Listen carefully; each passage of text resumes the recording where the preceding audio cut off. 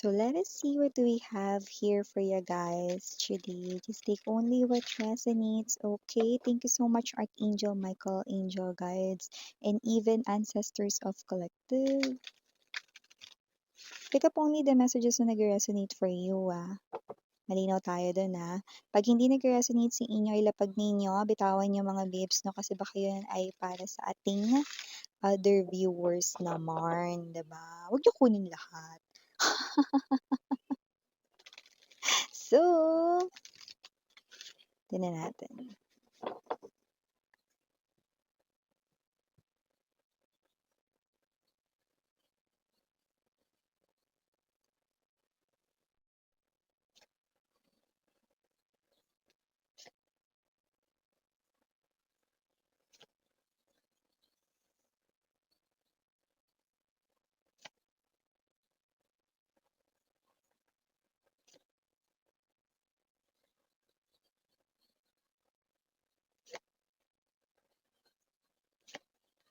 Okay.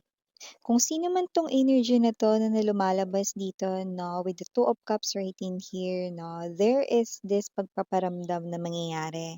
Magpaparamdam itong person na 'to 'no, either kasi I'm hearing na birthday, pero parang medyo yung second word 'no, ay hindi ko alam kung niyo or mo, 'yan.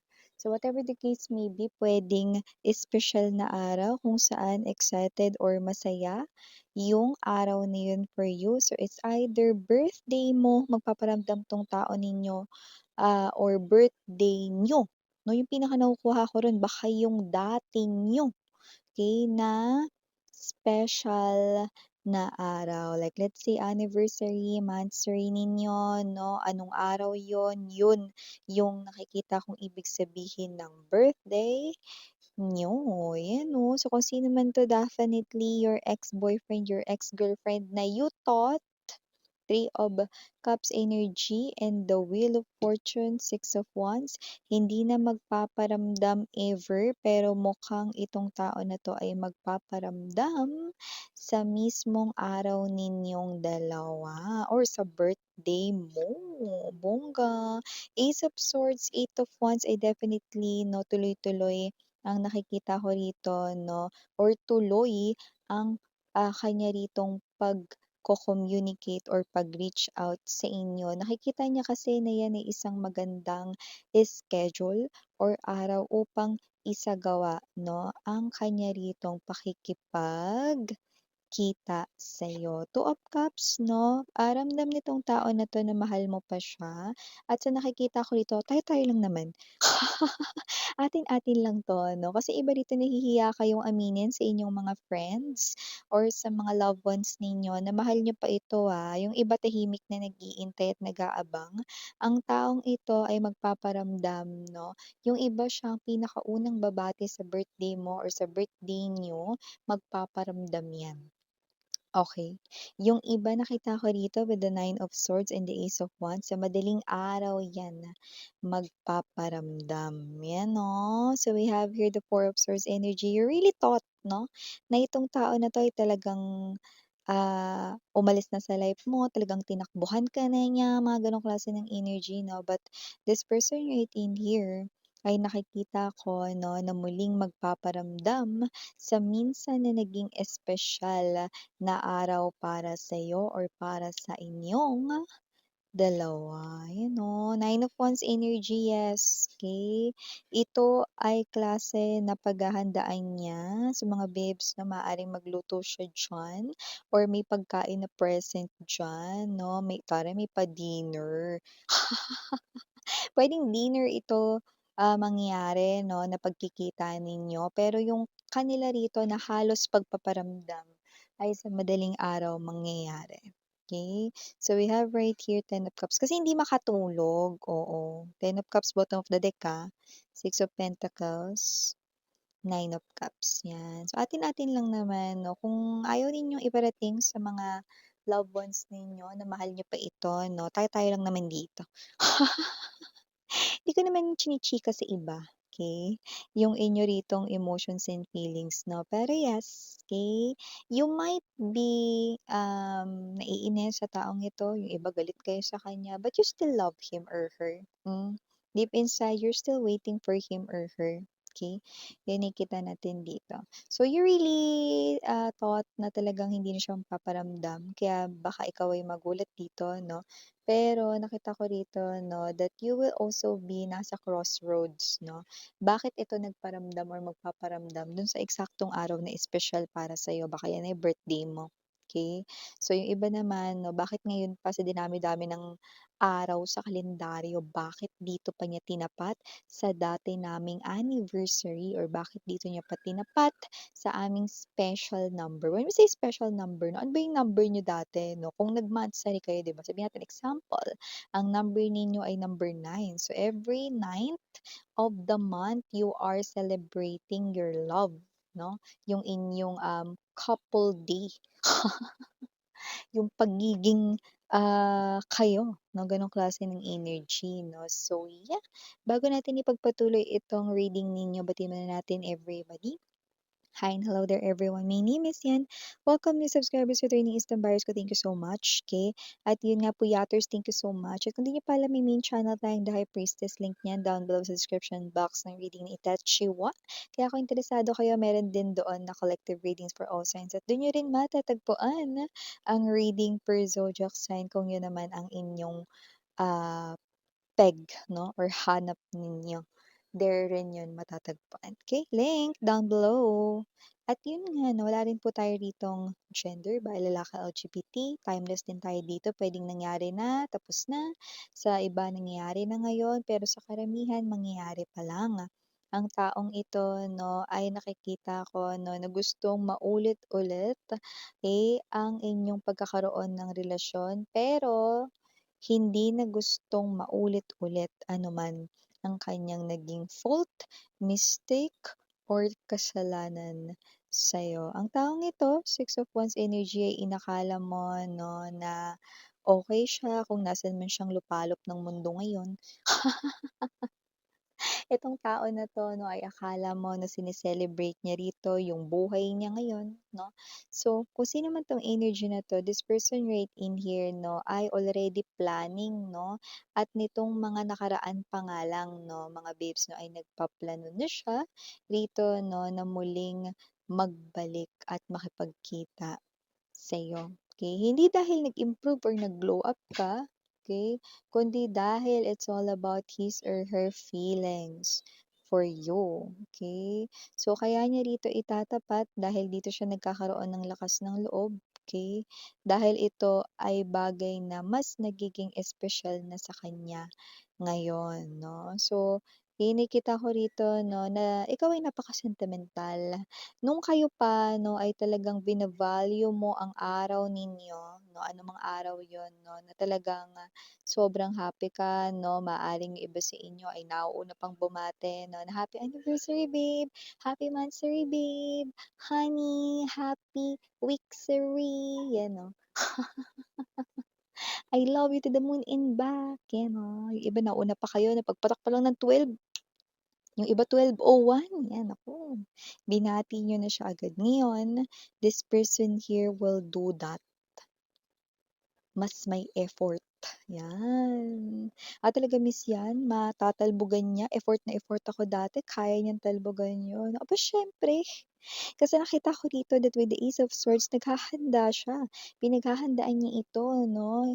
Hindi yung literal na magluluto siya spaghetti 'no, magpapa-salad dito 'no, or magpapagawa ng maha or biko. Hindi gano'ng klase ng paghahanda. Pero yung klase ng paghahanda na alam niya 'no, na deserve mo, yun 'no. So, puwedeng may mga dala rin siyang peace offering, mga gano'n 'no. Pero siyempre 'no, importante sa lahat 'no, yung mararamdaman mo yung kanya rito 'no, na presence, 'di ba? So, birthday mo ito na yung iba sa inyo ay, naku, huwag na lang siya magpakita, miss niyan, kasi birthday na birthday ko niyan, baka sisirain niya lang yung araw ko rito 'no. Take note.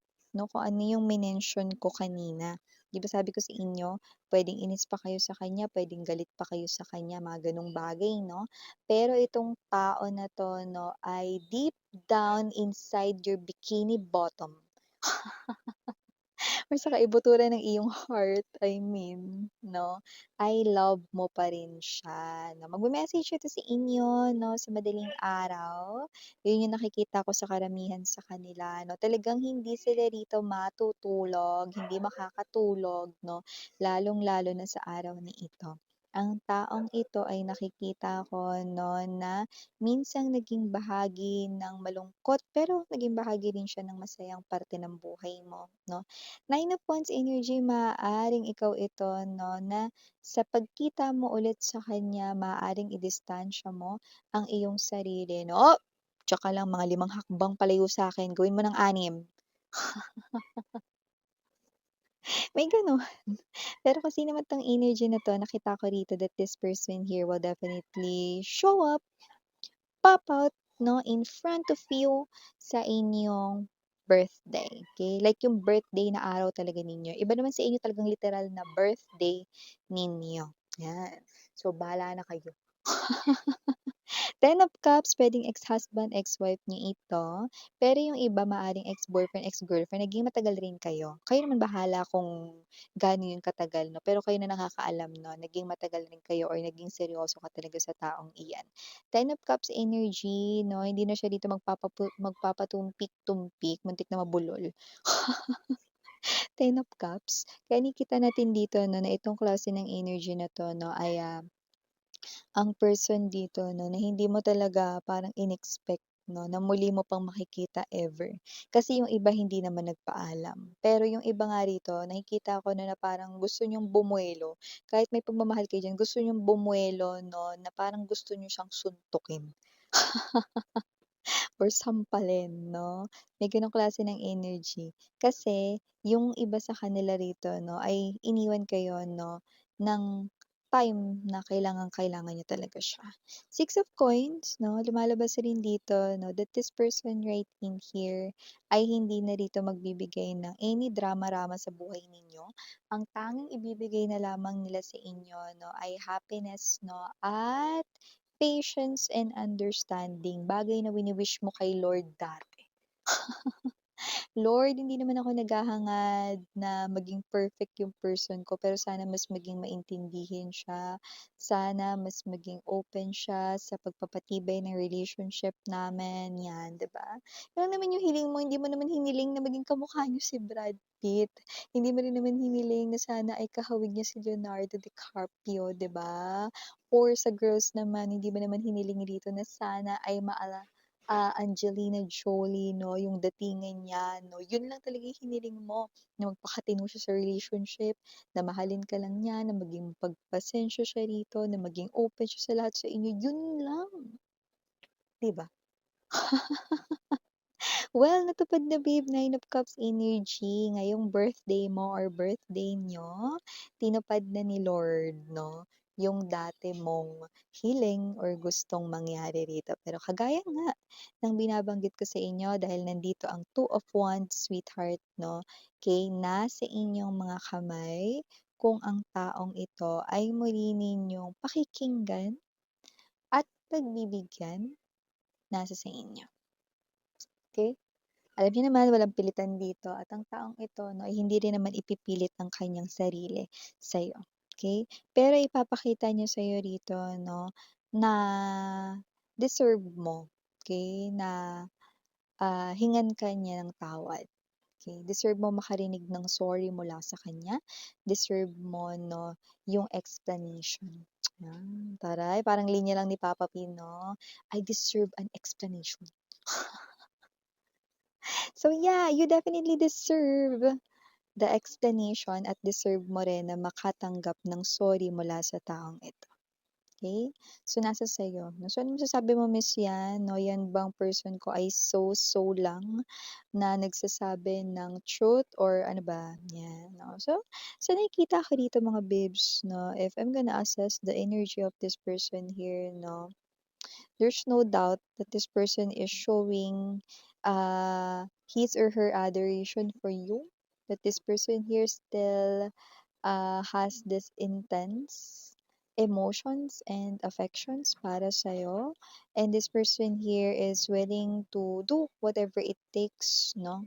Okay, aside from forgiveness and aside from paghahanda dito no, sa araw ng birthday mo, yung mga peace offering, no? Okay, kaya niyang gawin beyond that. Okay? Ikaw magsabi. Gagawin niya yan for you. Okay? Tell him, no? Mare, sabihin mo daw sa kanya at gagawin niya yan. Okay? So, initials dito nakikita natin capital letter M, capital letter Y, capital letter N, capital letter O, capital letter H, capital letter J, and capital letter A. And for other letters, we also have here A pero small letter, maaring dalawa A yun, or tatlo pa nga sa iba sa inyo. Small letter S, small letter C, small letter Z, small letter L, small letter Victory V, and last but not least, small letter K. So ito yung mga messages right here for you, babe. Again, I'm your Yana Annie, Sarang 11 Light. Annyeong.